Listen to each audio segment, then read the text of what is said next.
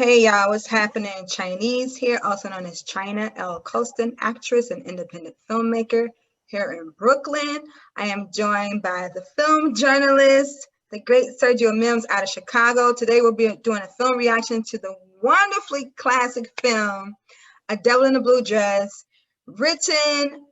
adapted from the novel by the great Walter Mosley, but written for the screen by Carl Franklin, also directed by Carl Franklin, starring the great Denzel Washington, Don Cheadle, Lisa Nicole Carson, Tom Sizemore.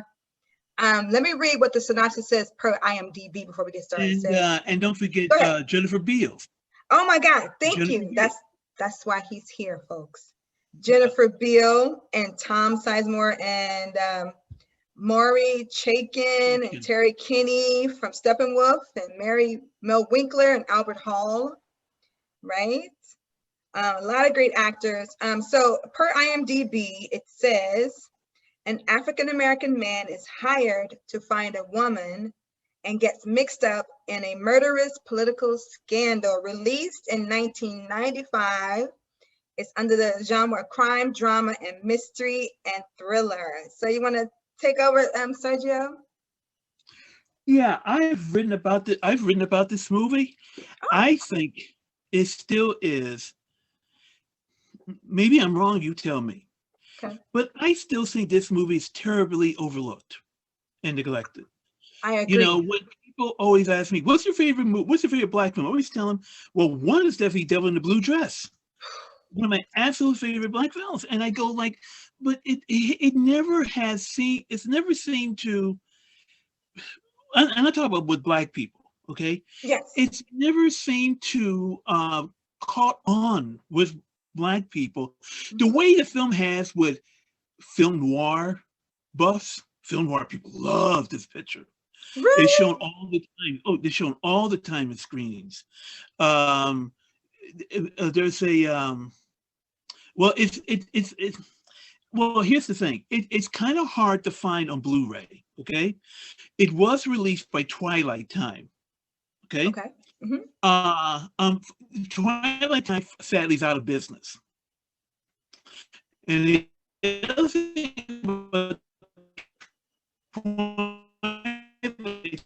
is that they only made a limited number of copies of every release, like 3,000. So if you didn't buy it when it came out, it's hard to find. Now, you can go on YouTube and you probably will have to pay maybe $100 to get a copy, you know? Mm-hmm. Now, it has about 2-3 months ago, a British label called Indicator has released it. Okay. Here's the problem. Okay. It's British, which means it's region 2, which means if you don't have an all region Blu-ray player like me, you can't play it on yours. Oh. See, America is region 1. Canada, okay, Canada, Japan, the United States is region 1. Region 2 is most of Europe and Britain. So they're not compatible. Okay. Or it's also called region B. They're not compatible. So that's one of the reasons several years ago I brought a all-region Blu-ray player.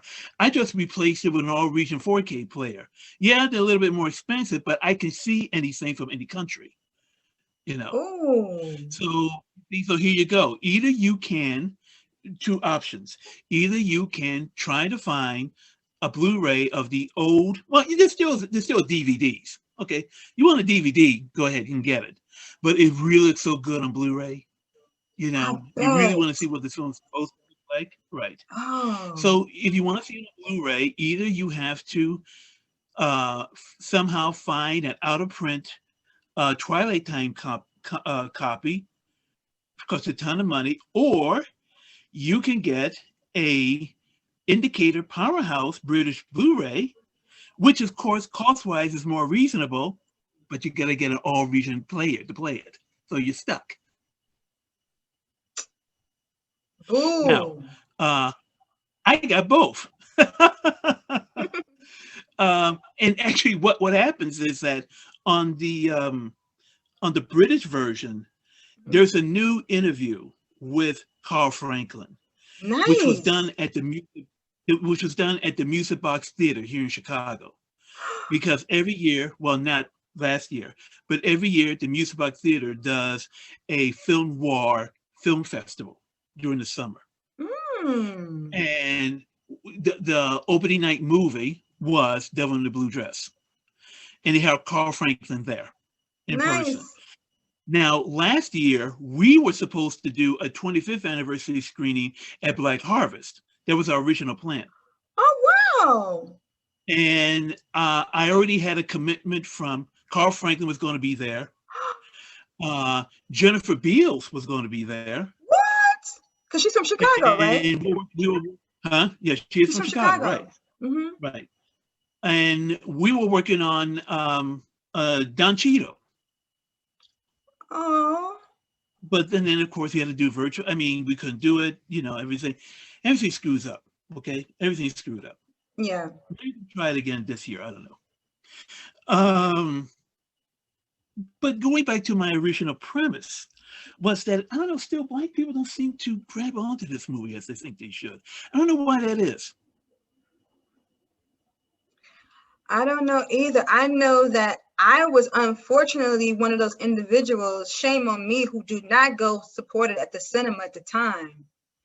And I don't know why. I was a big fan of Walter Mosley. I had read Black Betty already prior to this movie being released. So I don't know why I don't know. Anyway, 100 years later, I did finally see it and I loved it. And I recently, like early last year, I was like, let me rent. I was talking about Denzel Washington to somebody. I'm like, well, let me stream it. Let me rent it on YouTube. And I loved it so much. I just bought it on YouTube. And I get to watch it whenever I choose to. And I mean, it is extraordinary. Like, I mean, where do you want to start with the filmmaking itself, the story itself? This is one thing. That's why I still like DVDs, because DVD has Carl Franklin's commentary on it. That's where what he talks I about the making of the movie. Right. He talks about the making of the film and the challenges they had and the problems they had and the good stuff that happened and the bad stuff that happened. And you know, how everybody got involved in the film and all that stuff. You really need to hear it when watching the picture. I do. They give you great insight into it. And the film was a flop when it came out. But it's one of the films that people are discovering it, like you. Like, how come I didn't see this? How do I know about this? You need to see it, folks. It's terrible. It's a detective movie, and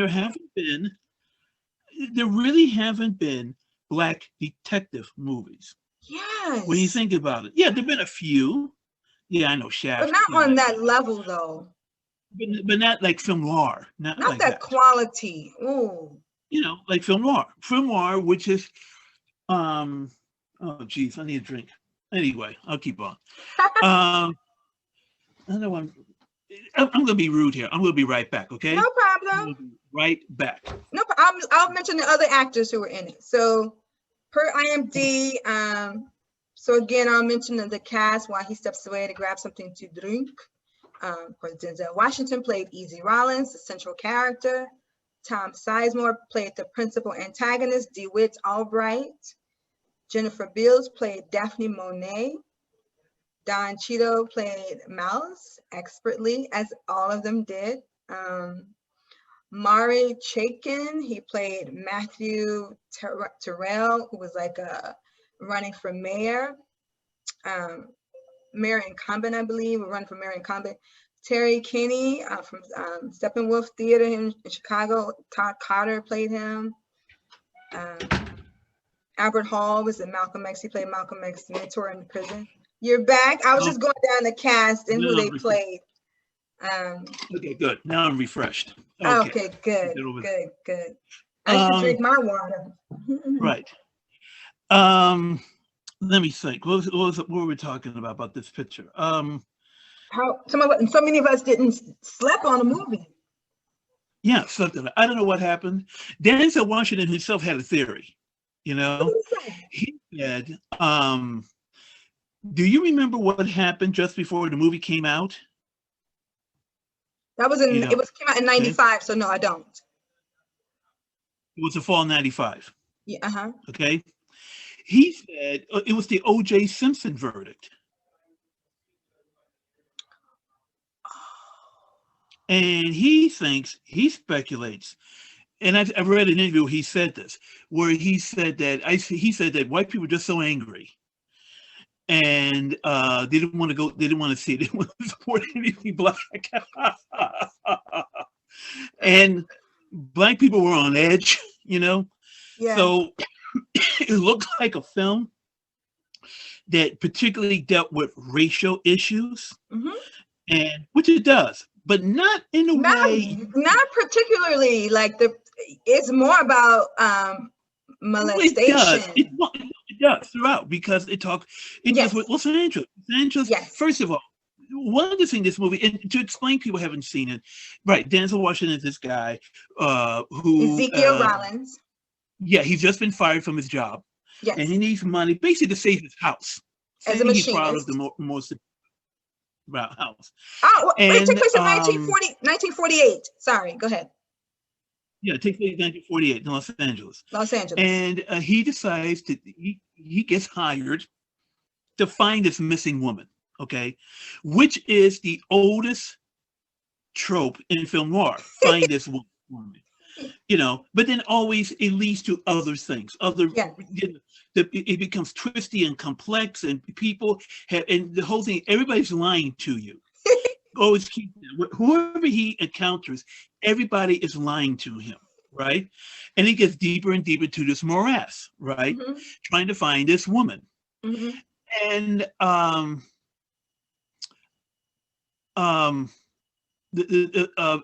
so what happens is that, keep out of mind that segregation was only in the South. Segregation was everywhere in the United States.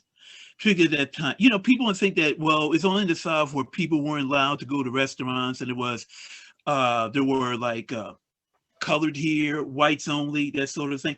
There was segregation everywhere. There's segregation in Chicago, there's segregation in New York, segregation in Los Angeles.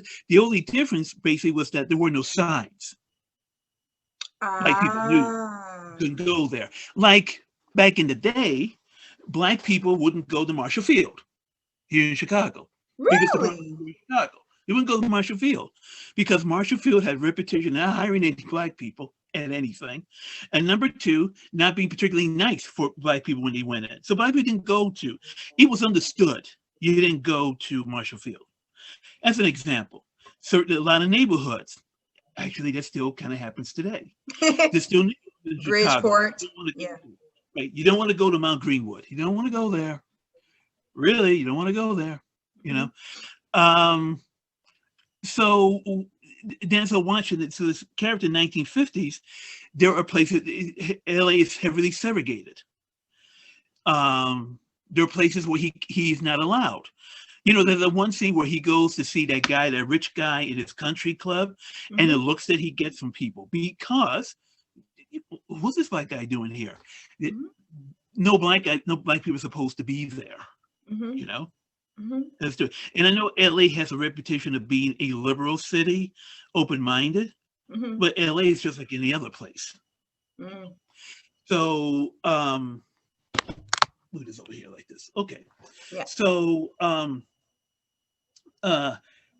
one of the things about this movie is that he's got to find this woman, this missing white woman in this town. Here's this black guy missing. There is a twist. Won't tell you what it is. Trying to find the black guy trying to find this missing white woman, and then there's this weird this politician played by Molly Shaken, right? Who's running for mayor, a friend to the Negro, right? Who seems to travel with a little boy with him, right? You know what's going there. Movie doesn't have to say it. You know what's going there, you know.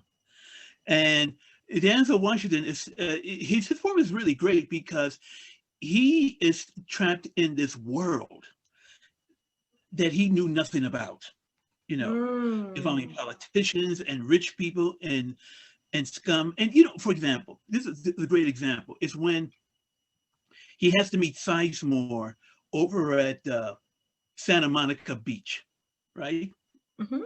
I mean, Santa Monica Pier, Mhm. So he's there, he's waiting for him, and there's these A white white girl guys, comes up and talks to him. right? Because she fell out with some white guy she's with.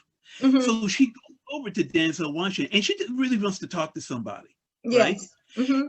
What Washington does, Washington's like, And he's from Texas.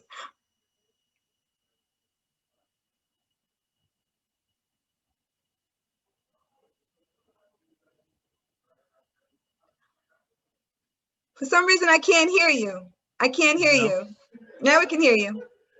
yeah, you froze there a little. Okay. Oh, okay. Uh, and what happens? So Okay, the white two girl approaches Denzel Washington. Go ahead. white guys see him, and they start creating some trouble, right? Hmm. Right now, I hate to say this, maybe it's true, but I think the younger black people don't know that. Hmm. If they haven't lived it, they don't know it, you Hmm. know. And number two, they may look at it and think it's ridiculous. But you have to think about it. It wasn't that long ago. It really wasn't that long ago. If you are a black guy, you don't speak to a white woman. Don't talk to her. Don't. Hmm. You talk to her. What happened to Emmett Till? Yes. And that was a lie.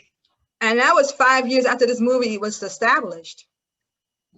Yeah, it's about 5, 6 years after 7 this years, movie. because this 1948, he was killed in 1955. So yeah. Right. Right. It's like I think a lot of young people find that hard to believe. Hmm. But no, it was a different country, it was a different time. There are a lot of people who want to return it back to that time. There are a whole lot of people, 75 million of them voted for Trump. So there are a lot of people who want to go back to that time. But I can see kind of that Washington's point. Stuff like that makes people uncomfortable. I mean, he's always getting harassed by the police until at the end when he gets the juice behind him, you know, the rich guy. The rich guy said, I'll take care of it. They won't bother you again. That's what you needed. He has But got armor protection now. let's please talk Yeah. about the great Lisa Nicole Carson, how she's introduced to Well, the there's one scene in film. particular I think of, when I think of that movie. But right, I mean, this is the movie where I really noticed her, you know, and I wish, I don't know where she is today. I don't know where she's been. There's been stories, reports that she's had mental health issues. But she's had them resolved because Uh, she's seen a therapist, she's taken medication, and I think she's such a gem of a talent. I, So I'm glad she's taking care of herself. The last time I saw her was in I mean, the BET New Editions miniseries. Oh, she was? She played Okay. one of the mothers. Um, okay. Well, because she lost a lot of years. She lost a Hmm. lot of years, you know. Yes. And I don't know where she would be right now. I think she just lost a lot of years. But she's wonderful. She was always wonderful. Wonderful. Right. Wonderful. Wonderful She in that plays picture. Coretta Uh, James. right. Who figures into the story. You don't think so at first, but No. it's typical film noir, right? Hmm. Which, I'll explain what film noir is. But a character who's introduced that doesn't seem like it's going to be important, but later on becomes an important piece. Don Cheadle is brilliant. Now, a lot of people, and I agree, said that Don Cheadle should have been nominated. I think he should have won. He wasn't even nominated. That happens, But here's the thing. If you read the book, his character of Mouse is even more vicious and crazier. Oh. They couldn't really do it in the movie because the tricky thing is, okay, so Mouse is A hothead. yeah, it's Denzel Washington's character is Rollins. Yes. Easy Rollins. And he's his friend from the South, right? Hmm. Hmm. And he is well, he's a gangster. That's what he is. He's a gangster. He's a criminal, and he's violent. Hmm. And when Denzel Washington realizes this case that he's on requires muscle, and it's going to require somebody to watch his back, and someone who has no real qualms about killing or anything, he calls Mouse in. And Mouse comes in and he's psychotic. I mean, basically he's psychotic, right? But But, loyal, but loyal. here's the thing. You still have to make the audience empathize with him.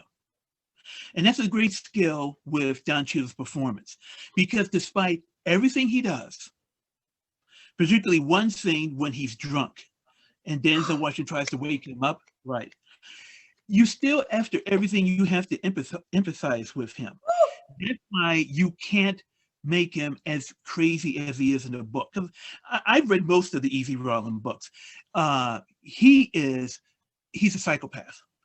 And if you go down that road, it's hard to get audience to be sympathetic to you. So it's toned down for the movie, right? Unfortunately, as I said, I wish this movie had been a hit because I would like to see more Easy Rawlins movies. Yeah. Not to say they can't be done. Right. Somebody could do it for Netflix. Somebody could do it for. I really like to see them on HBO. Yes. Have a slightly bigger budget, do them on HBO. Yes. I mean, they really deserve. I mean, they're making shows of all these detectives. Go back to the other detective books that he wrote, and they all have a color in the title. Yes. With, yes. A red death, white butterfly. Yes, I did a shout out to him for to Walter Mosley's body of work as a novelist. Yeah, and he's written many other things too, aside from the Easy Rawlins books. And then you have. But I want to talk about Lisa Nicole Carson. So Lisa Nicole Carson, folks, are introduced in one of the Johns, one of the bars. So also, Sergio, I'm overexcited, but like when Denzel, so we established that Denzel's character Easy, I'll just keep saying Denzel. Denzel is laid off of his job as a machinist. I think because he doesn't want to do additional overtime, whereas he said, the white guys tell you I'm too tired, I've done too much overtime, but I get fired for not wanting to do excessive overtime. So in that moment, we know that Denzel he's 3 weeks behind his mortgage, and he has to find a way to pay his mortgage because he doesn't want to lose his house. He takes a lot of pride. He got the house from his GI Bill, serving time in the war and all that. And he doesn't have any children or a wife, so it's just him, his house, and himself. Yes, he lives in a predominantly Black community in Los Angeles. And so he is introduced to Tom Sizemore character, who's a shady character through his friend who owns the bar, Joppy. And that's when they connect, and Joppy gives him $100 to find the girl, Jennifer Beal. And $100, I looked it up, $100 in 1948 is equivalent to $1,000 and $48. No, it's probably even more than that. $100 was a lot back then. But I mean, well, Google said it was like $1,000. Yeah. They were wrong. No, I think it's probably. Are you sure it's not more than $1,000? I said equivalent to today. They put $1,048, but because he mentioned milk that was almost 15 cents, so $1,000 was still a lot of money. No, but $100 back then was a lot of money. A lot of money. Okay.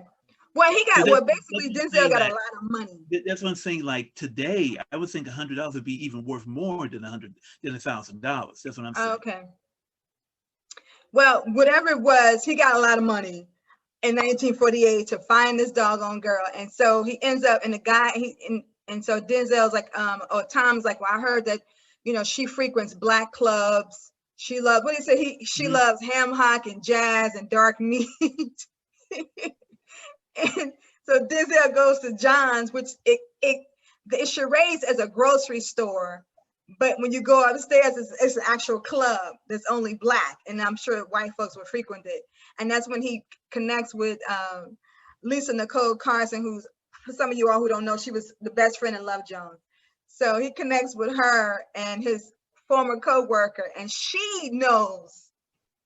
She's friends with the Daphne Monet, who Denzel's looking for, which is the Jennifer Beal character. And they go ahead. No, that thing about she goes to the Black clubs, that is direct ripoff from Raymond Chandler's Farewell, My Lovely, where Philip Marlowe has to find this woman, Velma, right? Mm-hmm. And he finds out that Velma used to hang around these black clubs. Mm. So he goes to try to find Velma, and he winds up meeting a woman who knew her. Okay. Mm-hmm. And the woman, how's it go in the book? And also in the movie For Well My Love with Mitchum.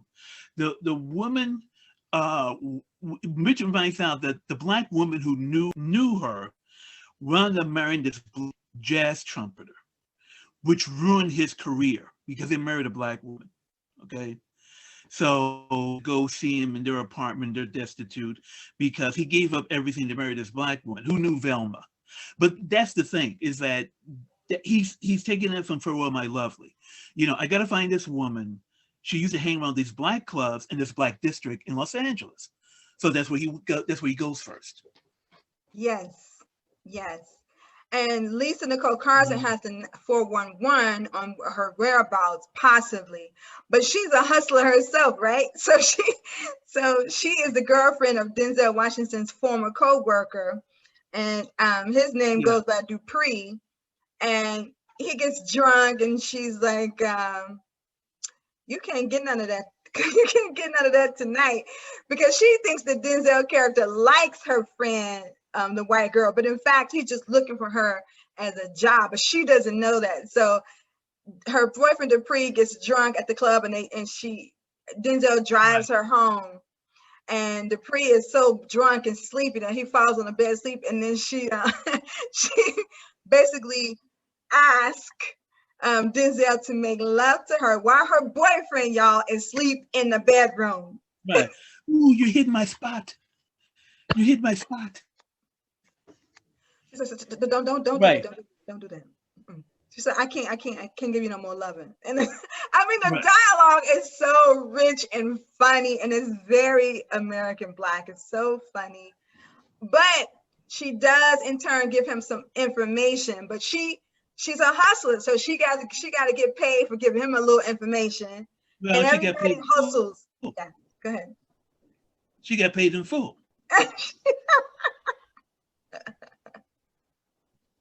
And It's you so. know, to this day, I think it's the only sexy dance that Washington's ever done in a movie. I'm trying to think. And Mo Better Blues. Oh yeah, okay. I knew there had been more, at least more than one. Well, I What'd you say? at least two were black women. Right. Yes. Yes. Um, but and then Denzel, and so when Denzel finds her, and then they're intimate, and it's a really funny intimate scene. Hmm. And then the next morning, Denzel is coming home, and what happened? The detectives, some two white detectives, take him down to the precinct and interrogate him, right, about Well, her whereabouts. it's more beating than interrogation. Right, I was about to say one of the detectives is beating on him, and the other one is like playing it cool. But what I like is Denzel's character. Like, he keeps hitting Denzel in the head, and Denzel like gets up and he pushes him against the wall and about to hit him. But then other detective partner puts a gun to Denzel. I'm like, yeah, because if y'all Yeah, didn't have those guns, you'd be under the bus. yeah, yeah. You know, it's um I have this. Okay, you tell me if I'm wrong. Okay, Mm-hmm. but people among my peers, we talk about, say, if you guys were around in the 1930s, the 1940s, you probably would not have survived the day because things were rough back then for Black people, no matter Mm-hmm. where you lived. Things were rough. That's why when I hear, say, younger people talk about, oh, how oppressive this is and this is awful. And I said, yes, it is.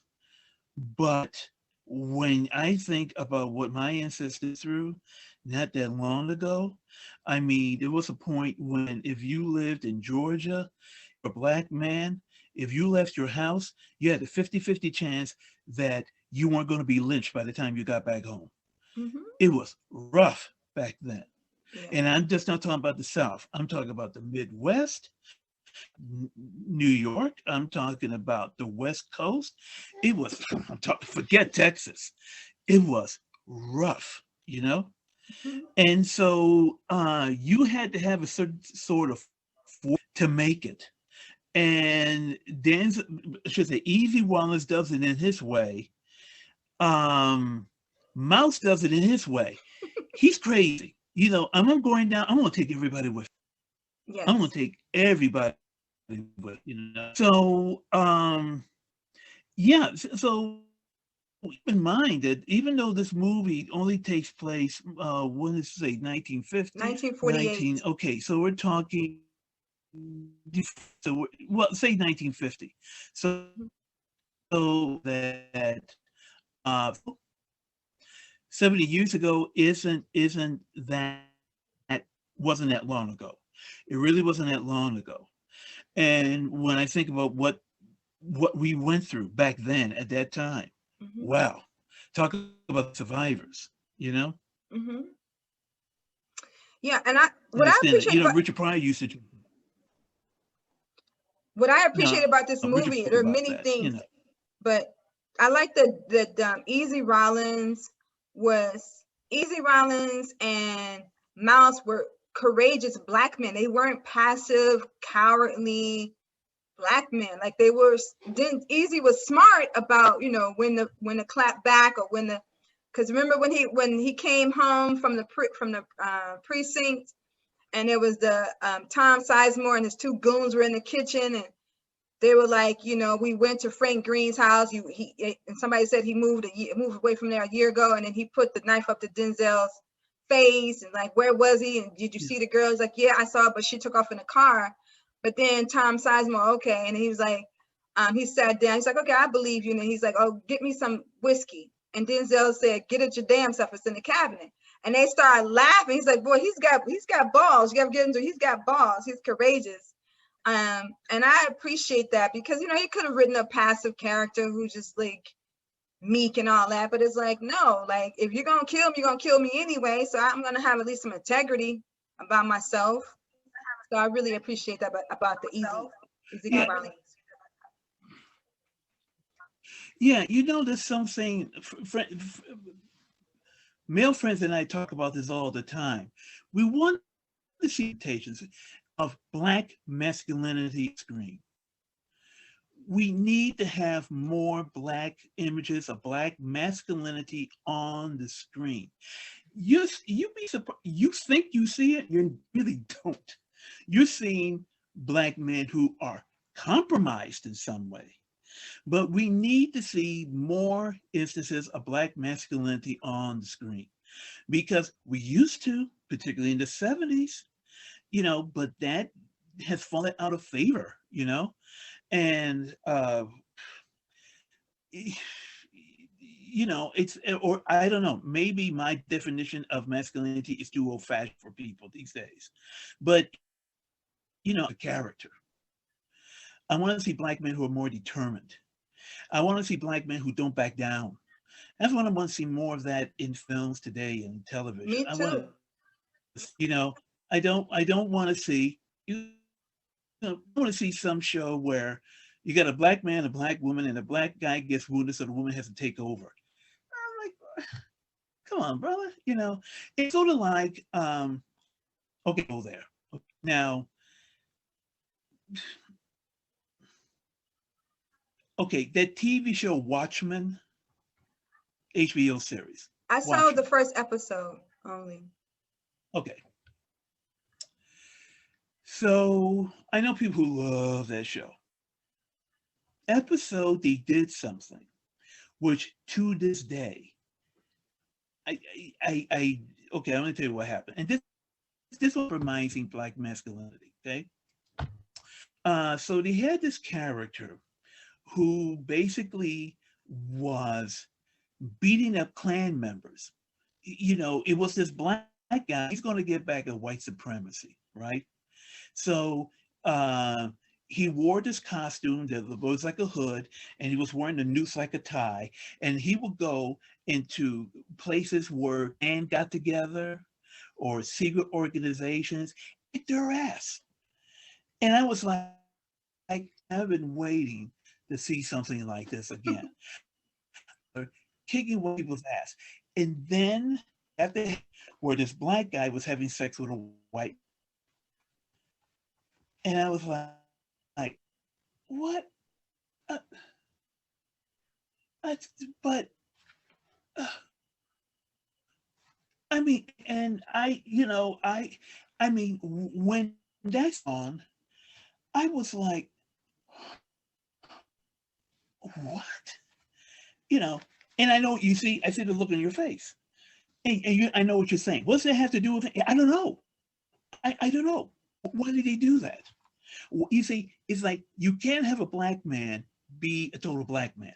You can't have black men. You got to castrate it in some way. You got to compromise it in some way. Mm-hmm. And I said, what's wrong with having a black character who's fighting white supremacy?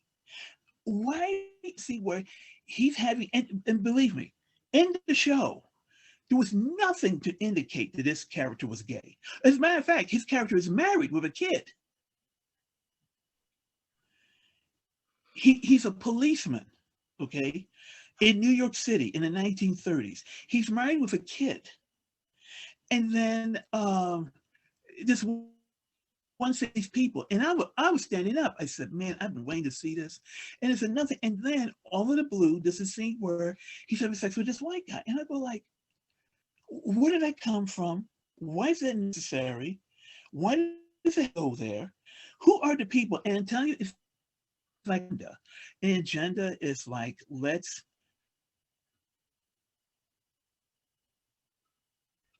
not give black men their voodoo, okay? So when you talk about how Denzel Washington, how he stands up for himself, that's why people tell people, oh, go look at it. Black masculinity is constantly, all the time, in movies and television, compromised in some way.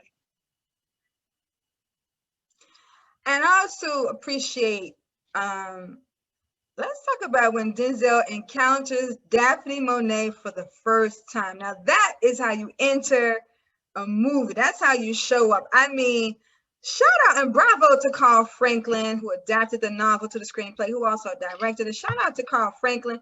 I don't think he gets his flowers enough either as a black director, a director of film who's black. Like I mean, he did a wonderful job in telling this story cinematically. We're collaborating with the actors. I love how cool she was. She had like an internal allure about her. She was cool and calm and collected. And just how she showed up in a beautiful blue gown. And it was just wonderful, don't you think? Mm-hmm. Yeah.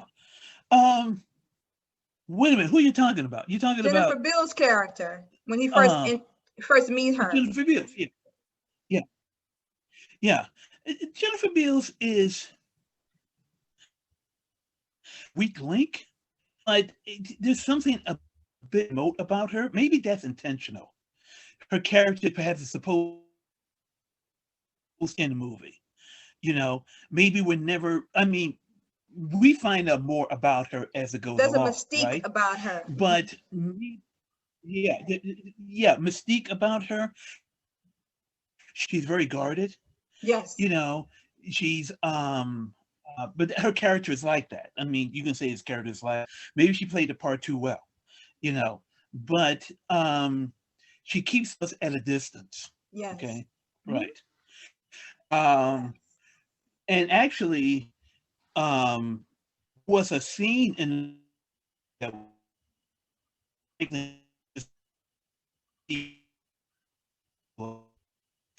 and Frank cut that scene out of the movie because he felt somehow it would have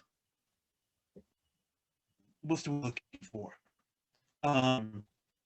He felt it wasn't necessary. It wasn't necessary. In the case of Lisa Nicole Carson,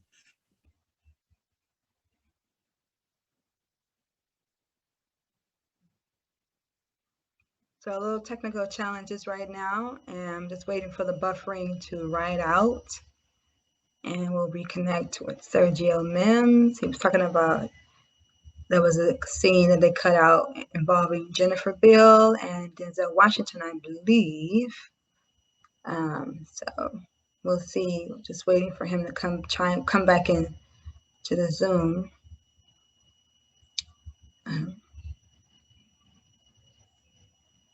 But I'll keep talking. But Jennifer Biel, there was a mystique about her. Okay, now we can. Okay, cool. We're back.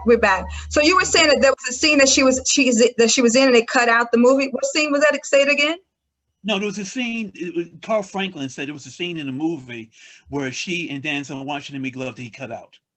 Really? Yeah, cut out. Why did he cut it out? Did he say? Yeah, because it didn't add anything to the story. It didn't serve the story? Yeah, it didn't serve the story. It didn't add anything to the story. Oh, okay. It was like it did it because it was thought it was obligatory that a scene like that was going to be in, but then he realized it added nothing to the story. It didn't advance the story in any way, and better off we shouldn't have shot it in the first place. Always think of the story first. What's working? What keeps the story moving forward? Mm-hmm.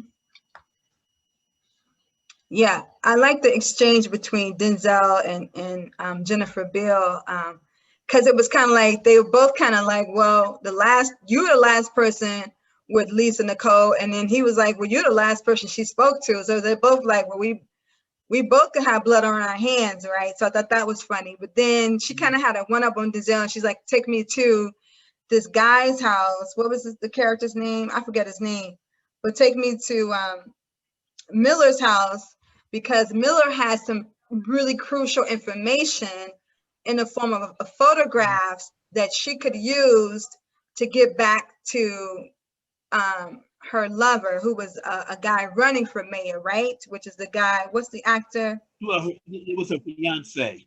Oh, fiance, right. I'm sorry, yes.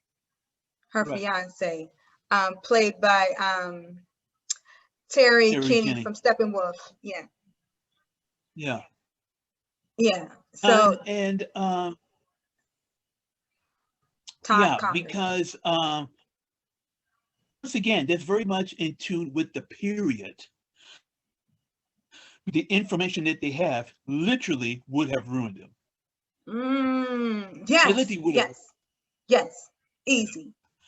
And so, I mean, not they, but back then, yeah, huge thing. Right. So yeah, there are a lot of people who wanted away from a lot of people wanted to get it, and a lot of people trying to protect it. Right. Washington is caught in the middle of it. Yeah. Interestingly enough, too, I think wasn't it the same year that or the following year that they start exposing Catholic priests who have been molesting all these young boys? Because this was released in 95, so that was exposed in 95, 96, right? I can't recall. But it was the mid-90s. Right. Okay. We can talk about that guy who's run, also Maury Chaykin, right? Who is a movie in a very quiet and very subtle way shows that he is depraved. He's very depraved, right? Which is why Denzel Washington wants nothing to do with him, because even when Denzel Washington money, he said, look, I don't want to be caught up in this. I really don't. He doesn't have to say it. He just knows, I don't like this guy. I don't like what he's involved in. I don't know where this is going, but the last thing you want to take is his money, because then if you take his money, he's bought you. Yes. He's bought you. Okay. And then you're compromised, and then you may be forced to do things you really don't want to do. Yeah. So that's why, even he even refusing home. If you remember, I'll drive you home. No, I'll make my own way home. No, I don't want to be seen getting out of your saying, Wait, but can we please talk about when Mouse is introduced to the audience to us? Denzel is like some guy, Jennifer Beals acquaintance has a knife at Denzel's, cutting Denzel's neck Yeah, because and right, in Denzel's and house. Mal shows up. Yeah, Mouse Mal showed shows up, up right at yeah puts a at the gun to his perfect head, time. in the Right. back of his head. Yeah, that's a part where, you know, when an actor steals a movie, an actor steals a movie completely, you know. And at the end, I always thought was fascinating. But what's the line he says? Oh, I got to say the line. You know, when Denzel Washington, you know, after everything's resolved, and Mouse is going back south, you know, and he says something. Mouse says to him, "Hey, next time you need me, give me a call. You can make a nigga a whole lot of money." Drives off. And the point of that is that remember, he's a sociopath. It didn't matter to him that by people are dead, killed them, you know. He's killed a couple people. Denzel was forced to kill somebody. This whole situation, and all Mouse cares about is, hey, I made some money off of this thing. I mean, I call him a psychopath. No, he's a sociopath. Sociopath has no feelings. You know, But he had like feelings, but he cared about Denzel Washington character. well, because he's a friend, Right. right, together. But he has no feeling for anybody else. He has none. I mean, if you, well, and even then, there's a scene where he's drunk, right?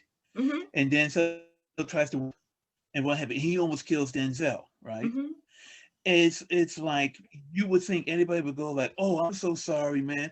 I know what I was thinking," like that at all. Actually, You I'm know, glad they didn't have that kind of scene. I think it just kind of, we understand that he was drunk and sleep, and have sleep. So, and he's always quick. He's a belligerent dude, so it just made sense. But Denzel was able to talk him no, off. that's to show you how really dangerous he is. Yes. That's designed to put the audience on edge. That's Yes. how dangerous Mouse is. You know, Yes. and what has Denzel gone even though he brought his friend over. But that's the point of that scene. Mm-hmm. You know, you may be laughing at him, he may have all these funny, and you think he's farming and all that, but never lose sight that he is insane. And Mm-hmm. he's a and he has no remorse over anybody. Mm-hmm. So always keep that in mind. I wish there were, but then again, who could play Mouse, who could play Easy Rollins today?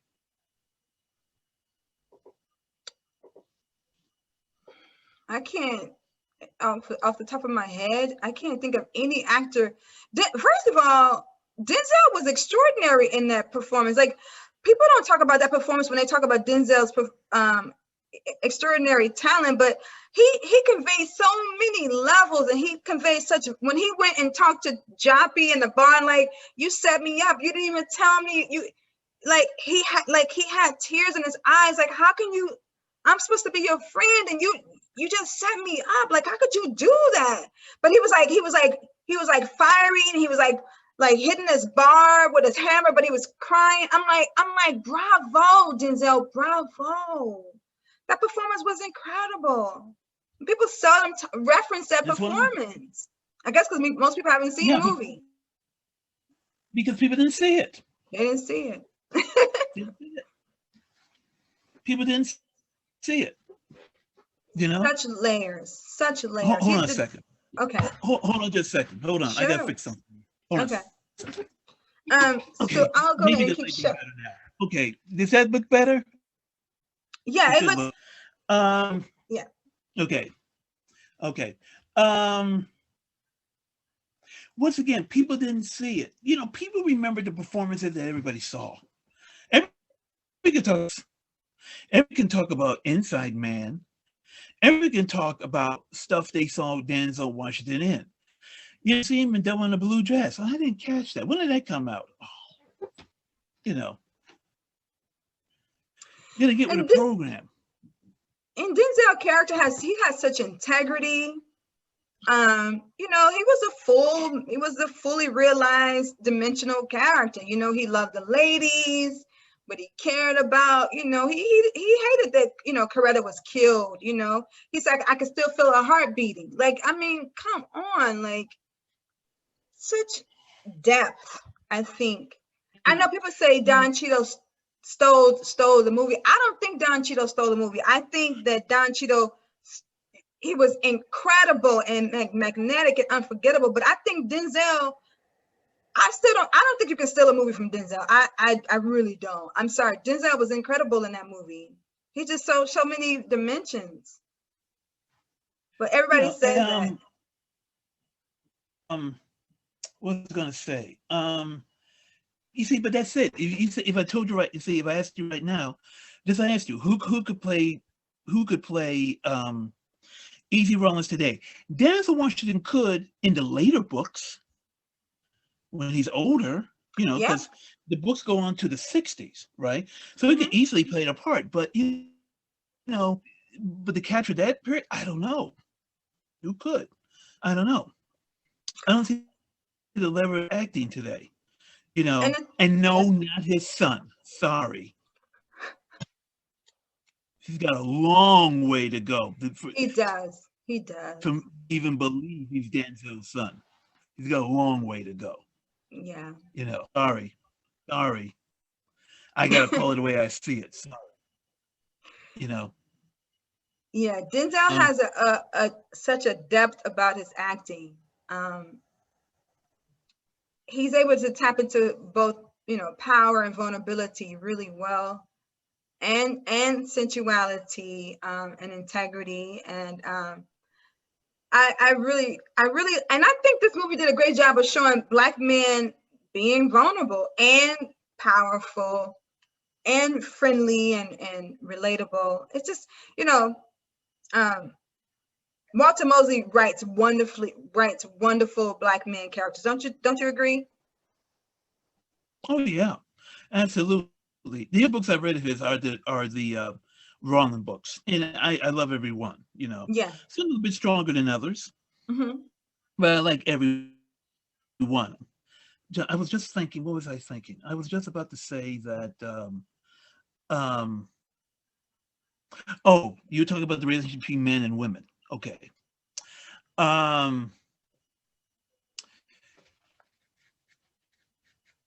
If you look at older movies, and this movie did it, and well, okay, let me rephrase it.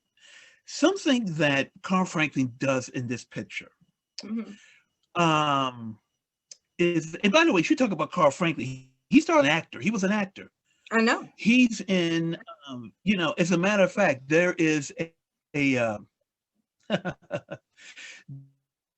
there's a movie I love very much, even though I think it falls apart at the end, called The Laughing Policeman, with Walter Matthau. Is a cop thriller from 1971. No, 1973. Okay. About a guy who with a machine gun and shoots up everybody. And Walter Matthau is this cop who has to track down who was and what. But in the movie, one of the victims is Carl when he was a young actor. Okay. And you got to start somewhere, right? So there this when the police are, you know, investigating the murder scene on the bus, okay, and you see Carl Franklin like as one of the dead bodies. You got to start somewhere, you know. Yes. And then I remember in the early 80s, he was a regular on a cop show, Reeb. Carribe, Carib, which was for Caribbean. He was a cop in Miami. It was even before Miami Vice.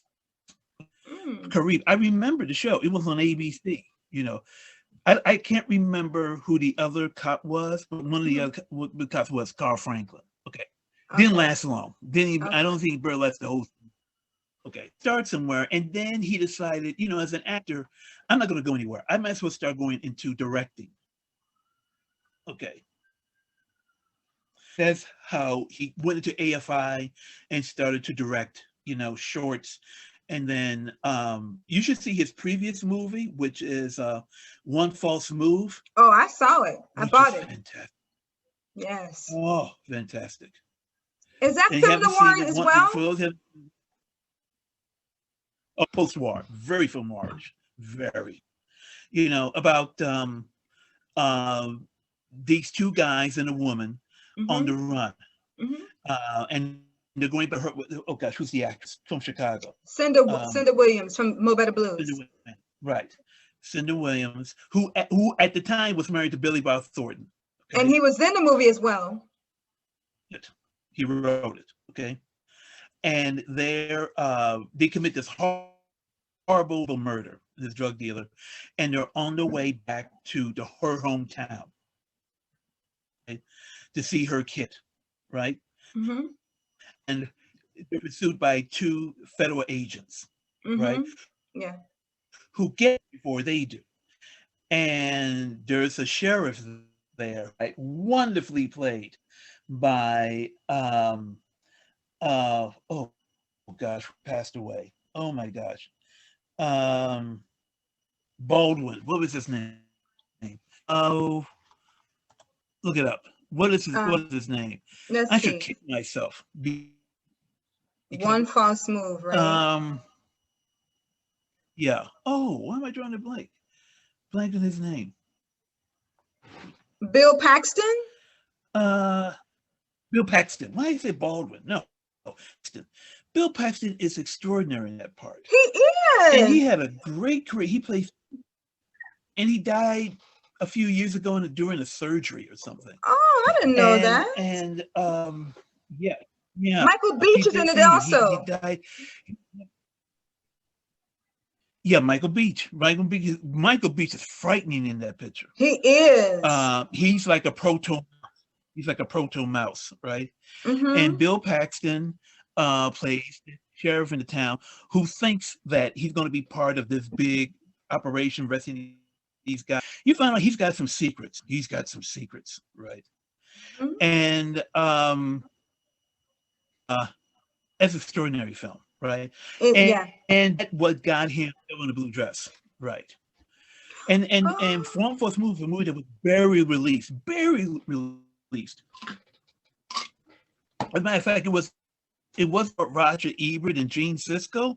Most people never heard of that film because, that film wasn't getting any kind of distribution.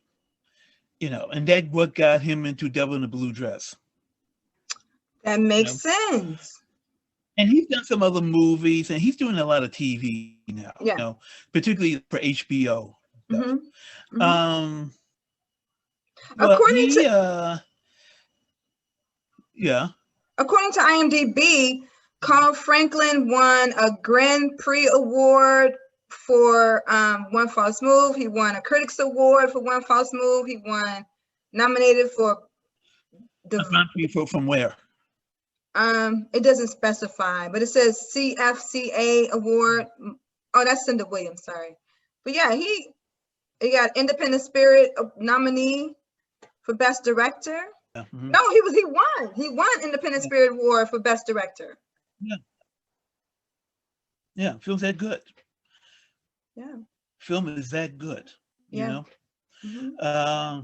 I saw it about a year ago. I watched it again a year ago after many years. It still holds up. It's still really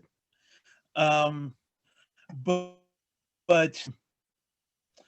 I wish Blue Dress had been a bigger hit. Yeah. He probably would have taken Franklin's career in a whole different trajectory. But alas, it's not. And like I said, I hope more Black people go out and just discover this picture. They still haven't. I don't know what to be reluctant. Why? Because they've got the title, they've got the word devil in it? What's the problem? I don't know. What do you like about Carl Franklin's directing? What do you like about his directing? It's very pretentious, naturalistic, and it's always in the right place. And it's very short. He knows, you can tell he knows what he's doing. Something you can tell, you look at, I don't think this director knew what they were doing, right? Or how to approach this. Every scene has the right approach. He's very, since he was an actor, he's very good with actors, you know. Yes. I'm sure he right. A lot of directors don't know how to talk to us. They really don't. Even great directors, they don't know how to talk to actors, you know. He does, you know. The director, Sidney Lumet, was known as a really great actor's director. And he was very, very young, a teenager, he was an actor. You know, I think that maybe helps a lot if you know what they're looking for, what they need, you know. Yeah, I love the, I can tell the collaborative directing, acting with the actors. Like the acting was really wonderful. Like he really well, they work, him and the actor work together to produce optimal performances. I love how like every time Denzel Ezekiel Watkins got new information that was either alarming or that was helpful to his agenda. Like they got a quick zoom in, close up of his, you know, it was a lot of close ups. But they also had a good number of establishing shots, and I love the film noir lighting. I mean, Carl Franklin, shout out. I hope he continue to get more work. And I honestly, I hope that Walter Mosley's books are adapted to screenplays, because he has wonderfully written, intricate Black characters. And I hope that Carl Franklin gets to direct more of his adaptations. Maybe that's why, because there are interesting, intricate characters, which is why people are not interested. Well, forget them. We can do it for us. Yeah. Do it for us. So and by we populate his world. Speaking of that, how many people know that just and the Black Messiah was mainly financed by Black companies? It may be released by Warner Brothers, but it was financed Charles King Macro and by LeBron James Braun Pictures.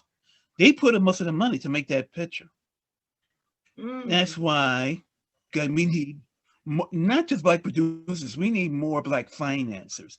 You know, hey, Oprah Winfrey, you know, I know everybody thinks she has really hadn't put any money in films, has she? No, she hasn't, you know.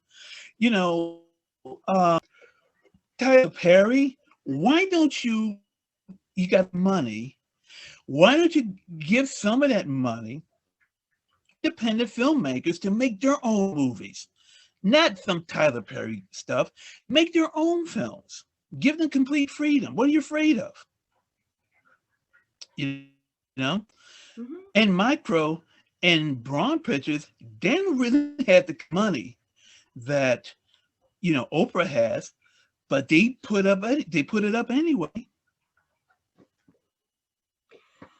I agree. I definitely think that those Black people who are in a position to finance films, please do, because they reflect our humanity, and especially, you know, one of many, Walter Mosley. Like, do adaptations of Walter Mosley, do adaptations of Toni Morrison novels, like of Terry McMillan, of Pearl Cleage. Like, we have so many wonderful novelists, and it's like we should, more of their novels should be adapted to the screenplay, to the screen, don't you think? A lot of great films are adaptations of novels and plays. I said I want to see more Chester Himes, because somebody, you know, I mean, playing myself. Chester Himes novels, Coffinet and Grave Digger Jones, the two Harlem detectives in the early '60s. Those books are wonderful, and they're crazy. I mean, they exist almost unexplained, you know, and they'll be visually stunning, and like Real Cool Killers. Okay, I don't know if I said this before. I mean, his books are like, almost like screenplays. Like you could see them leave off the page. Real Cool Killers starts off with two Black guys in Harlem having a fight. Okay, and guys sees this white guy staring at them. Mm-hmm. It says, "Get him." Yeah. So the black guy chases the white guy, okay, Mm-hmm. running down the street. Yeah. Then the two more people join the black guy, and then a few more people join the black guy, Mm-hmm. and then they turn the corner. 5 more people join the black guy. 6 more people join the black guy. So Yeah. eventually, what you have is you have a white guy being Yeah. chased on the street by 100 black people. Right. That's opening up. And I said, that's like that's like the white man's worst dream come true. Uh-huh. It's funny when you see how it builds up because they don't know why they're running. They're running because DC, everybody else running. And it's like this white guy. Imagine this white guy. We have an overhead shot. This white guy runs past, and then 2 beats later, all these black people running after him. You know, it's just like just a Hines. I said it, right? Or like in All Shut Up, there's a scene in the book which is beautifully written, where it's made for the page. It's a car chase. Okay, well, it's the two cops are following the guy on a motorcycle. Okay, so they're following a guy on a motorcycle, and this is at night. Okay, so he's weaving and dodge, trying after him, and there's a truck that has a glass sideways. Okay, and the guy on the motorcycle is not looking, and he runs into the plate of glass, and it cuts his head off. Right, and his head rolls over, but the motorcycle keeps going. Mm. So you kept these cops, and they're following the headless guy motorcycle down the street. Right, this is Chester Himes. Right, and they're like, "Where'd the head go?" Like, where'd the head go? I don't know. Where'd his head go? Yeah, look at this guy who's doing it. Where'd the head go? I don't know where the head go. But it's still going. It's still going like at 90 miles an hour. This motorcycle. Wow. And, coughing. It's sick, but it's funny. It's like, what happened? Would you love to see it on the? We just Yes. love to see that on the screen. Yes. Yes. Times. And Walter Mosley is very clearly inspired by Chester Himes. Mm-hmm. And those books he wrote. The Heat's On, Cotton Comes to Harlem, All Shut Up. Mm-hmm. What's the other one? Here, what's the other one? All Shut Up. I got a bunch of Bistring novels up in here, and I got Chester Himes up in there. But yeah, it's there's so much wealth of material. So much material. And then That, I don't need to see. I don't need to see American Skin. I did see it, but I knew where it was going before I knew where it was going. Oh, listen, let's not even get started on. It's like, how in the hell do you make a revenge film with no revenge? That makes no sense. Well, I knew where it was going to go. I knew. It was a PSA commercial. Okay. It was a PSA YouTube commercial. Yeah. However, Walter Mosley, other novel, Always Outnumbered, Always Outgunned, was adapted, starring the wonderful Lawrence Fishburne, and adapted by Walter Mosley himself. Right. Yeah. True. Always Outnumbered, Always Outgunned. Right. Wonderful. Right. And he has. I think he's also done some science fiction. I think he's done science fiction. Mm-hmm. He's a very versatile guy. Mm-hmm. That's all we can say, folks. Just check out the movie for yourself. Please check out Devil in a Blue Dress. It's such a wonderful. You don't classic. know it. You just check out the movie for yourself. That's all I can tell you. I still think it's one of the greatest black films ever made. I agree. I said it again. I think one of the great black films ever made. Literally. And it still draws a blank with a lot of people. And I don't, well, again, I can explain, but I don't know why. 5-star acting, 5-star writing, 5-star directing, 5-star cinematography, just 5-star all the way across the board. I love this movie. It's everything. You won't regret experiencing this wonderful detective tale starring the great Denzel Washington and Don Cheadle. And the final shot is wonderful.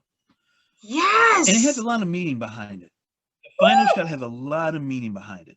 But what's the meaning? What's the meaning? It's, well, uplifting, you know, but also it shows things. It shows what a lot of people don't know, that there was a vibrant Black community at that time. There was a vibrant middle class, vibrant community around the country. With families and all that stuff. This is not like, too many Black people think we were slaves until 1986, and then all of a sudden, or it's not like that. There always been vibrant working communities. Number two is that this sense of optimism he has, that the future is endless, Yes. and also it may be something like what we have lost. What we have lost. The sense of community? Because you see everybody on the street. Yeah, the sense of community. Everybody's helping each other. Everybody's out helping each other. It's a sense of community, that we lost, Part of it because we had to survive for ourselves. It goes back to Sylvie's love, It's like, what was I talking to somebody recently about it? And I said,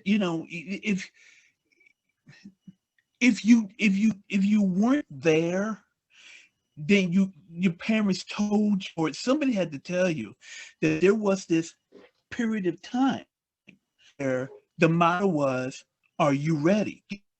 Get ready. The new dawn." This is it. To get ready. Are you ready to go into the mainstream? Are you ready? Are you ready to walk in?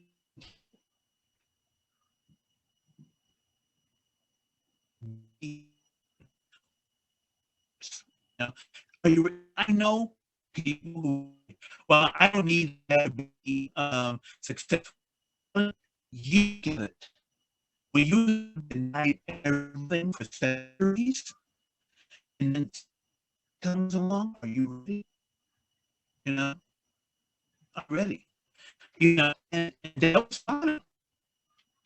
It was the money. Are you ready? Yeah.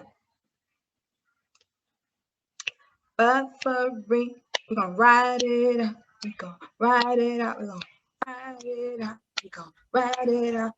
Buffering. We're gonna ride it out. Yeah. Buffering. The buffering is trying to take over, but we're not. No, this movie is too freaking classic and dope. We're not gonna let this buffering take over. No. And if you were you come back and you're separated world, separated you're professional, you can't, you have to, and you.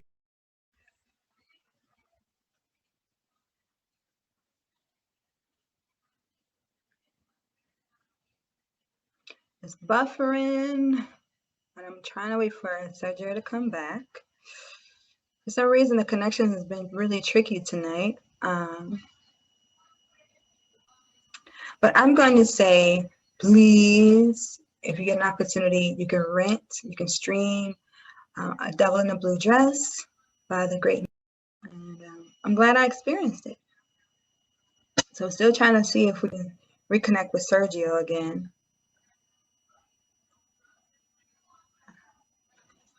I would suggest, like Sergio said, if you can, buy the Blu-ray DVD version so you can actually listen to the commentary by Carl Franklin, the director. I need to get me a Blu-ray DVD player so I can watch, because I love to hear commentary from directors so I can learn from them. Sergio, are you coming back?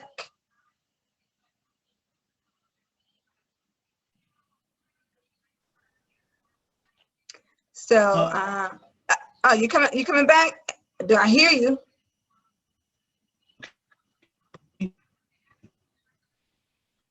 Well, Yeah, for some reason, the buffering is really strong tonight. So I'm just gonna go ahead and wrap up the video. But thank you for joining. Yeah, so Sergio exited out, but I just wanted to shout out this wonderfully classic Black-centric film written by a Black man in a novel form, adapted and directed by a Black man called Franklin, and starring Black men and Jennifer Beals and Lisa Nicole Carson, and Tom Sizemore, and many other talented actors and cinematographers and behind the scenes people. All right, peace. Trains.